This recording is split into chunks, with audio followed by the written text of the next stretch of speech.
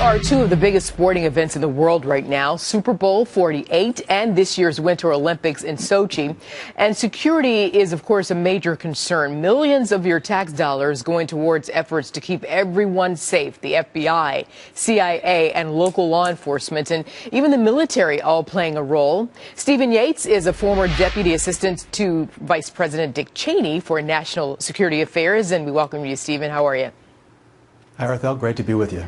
Stephen, which event would you say is more daunting, the Super Bowl or the Sochi Olympics in terms of security? Well, no major public event has 100% security, but I am much more comfortable with the approach that's likely to be taken in the greater New York area than with the Sochi Olympics. Really? So you're a little more concerned about that. And if you are concerned about what's happening in terms of security there in Russia, would you say the Russian officials are cooperating with the U.S. when it comes to coordinating security efforts? Yeah, control and cooperation are a big point in this. I mean, really, with the Super Bowl, greater New York area, we have people who have tested in real-life experience protecting major events over multiple years since 9/11. With Russia, there's really some mixed messages about how much our government and the Russian authorities have been able to cooperate. It's, of course, Russian sovereign territory. They consider it their job to keep security for the major event, and they're committed to that. But we have some in our government, including the president, who seem confident that the Russians understand the stakes. But there's a lot of people who say that there's very limited cooperation between the Russian authorities and other governments. And so we don't know enough about the threat and what will really be done in case there's an emergency. But the U.S. is preparing some security efforts there in Russia, correct?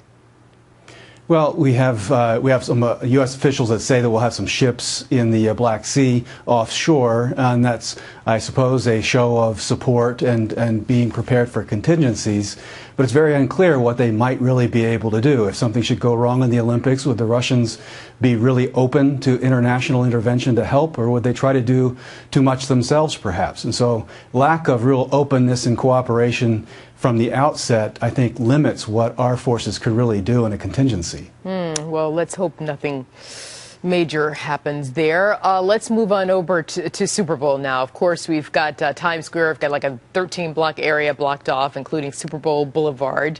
But as you say, there is some live pictures for you right there. People are already cramming into the area. It's very festive, I have to say.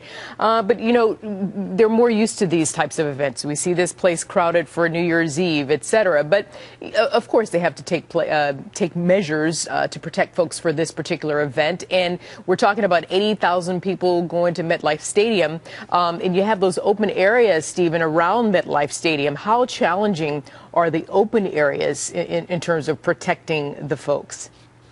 Well, challenge is significant. There's no getting around that. But we have a lot of resources going into people who are using a lot of technology to analyze behavior, being prepositioned in a number of different areas.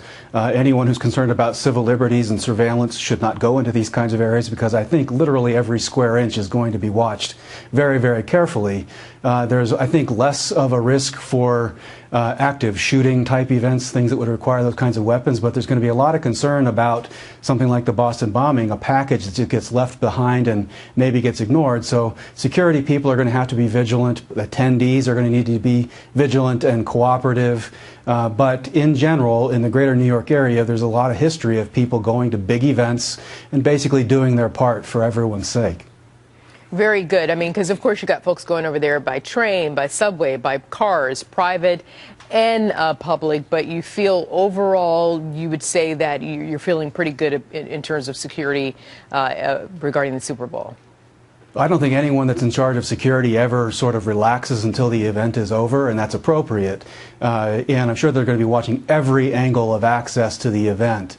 But I think we have a finite geography and a finite period of time with significant resources going at it. So my hope is everyone enjoys the game. Enjoy the game yourself, Stephen Yates.